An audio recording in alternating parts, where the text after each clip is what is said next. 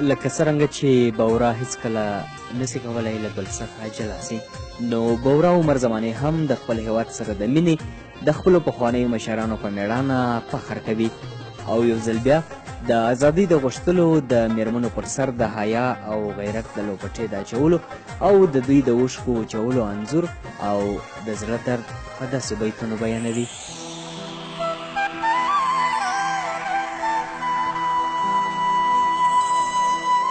راځئ په ژوند کې دغه هم راواخلو چې د توپک په ځای قلم راواخلو، غم د وطن د آبادۍ چې وکړو، نه چې ورانه پسې یې بم راواخلو.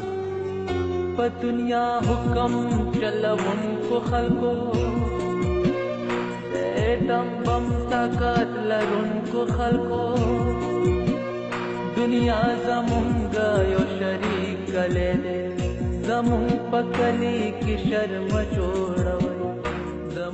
کاروان د پوهې سره مخکې یوسو، بیا به جنډه موږ د عالم راواخلو، او دا چې تدبیر او علم زموږ سره وي، هم خلافت به د آدم راواخلو. راځئ وطن د احمد خان وګټو، چې اتفاق سره قدم راواخلو.